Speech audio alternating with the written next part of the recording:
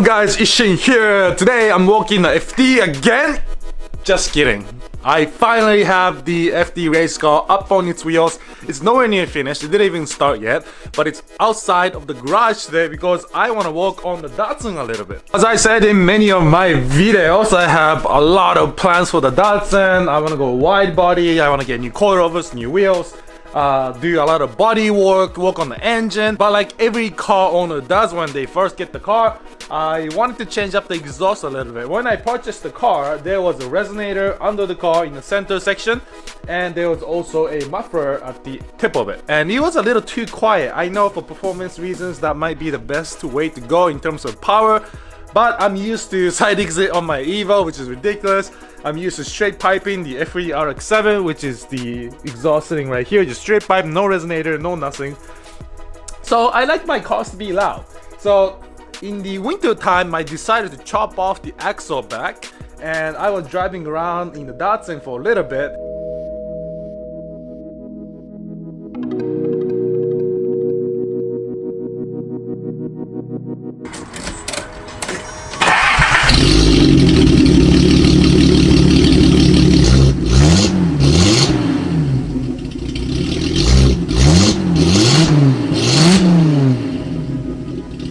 So I definitely like the way this car sounds with no muffler but with resonator. What I did though was went online and asked you guys on Instagram and on Facebook whether I should get rid of the resonator or not, and a lot of you said no, keep the resonator because it's an NA car, right? If you have the turbo version of this car, the L280Z, what the turbo does is, because it's on the exhaust side, it kind of sucks up the noise and reduces the noise level even if you have a straight pipe right out the back, similar to the way my Evo is, right?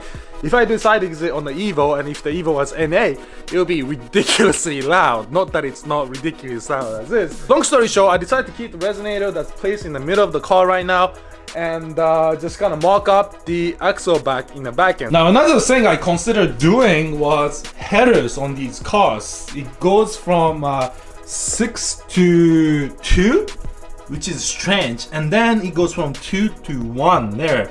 Now I started looking for aftermarket headers on this car to just kind of make it flow better, but people are saying that aftermarket header cracks and the quality is not that great, so I'm still researching on that part. If I do decide to go with aftermarket headers, I'll probably do a full aluminum catback system like I did on the Evo. So you can see the resonator right there. I don't know how long that is, but it's pretty long. It's almost like 2 feet, 3 feet long. And what I did last year was I chopped up the muffler from here, right? And the reason why I did that, like I said, is because for one, it was too quiet for me, and for two, I didn't like this exhaust outlet coming from the inside the bumper here. I want the exhaust to come from under like this, like how a regular Datsun would. However, I started driving this car around and like getting used to the look of it. I actually kind of like the bumper exit. It was a previous owner put the time and effort into molding this nice piece bumper exit. I figured, you know what, I'll just keep that look. So what I'm gonna do is go under the car real quick, tack weld this 2-inch piece into the existing hole right there, and then move the exhaust, finish the welding, and see how the car sounds. I'm gonna take it for a drive, let you guys hear what the new setup sounds like. Even though I took TIG welding class with Miller, and the cafe racer was fully welded up by me with the MIG welder that's sitting right there, I'm not the best welder in the world. If I was to weld up anything structural or important, I would probably take it to somebody who knows what they're doing with a TIG welder. By the way, I use this Eastwood MIG 135. This is probably the cheapest, best bang for buck welder you can get. This is a great welder if you don't plan on TIG welding or if you don't weld a lot like myself.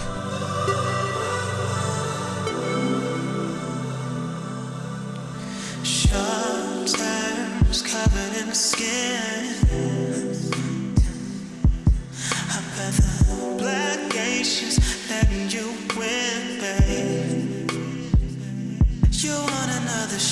Alright guys, so my shitty welding job has been done. What I had to actually do was weld up at the mating point there, another one here, and another one here. So I had to weld 3 times to get the bend that I wanted. Initially I was gonna take the exhaust pipe off the car and weld it up nice and easy with a lot of crimps, but I felt lazy, so I just decided to weld it up from under the car. So I'm gonna just gotta hit it up with primer so it doesn't rust, and then finish up the job.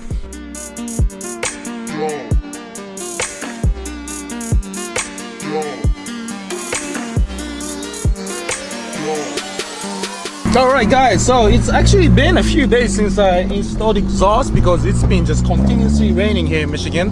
So this is really the first time I'm taking the Datsun out for a quick spin with the new exhaust system. Let's see how it sounds.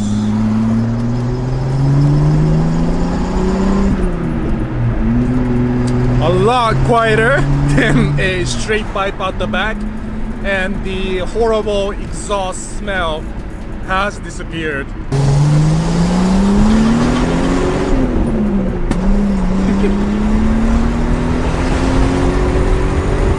Oh yeah!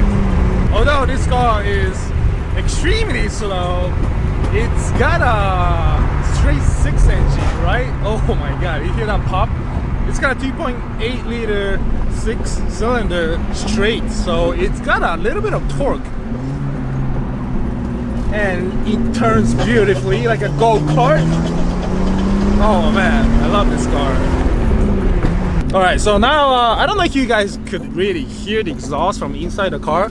I'm just gonna step out the car real quick and rev it for you guys so you can see what the exhaust sounds like with a resonator but no muffler.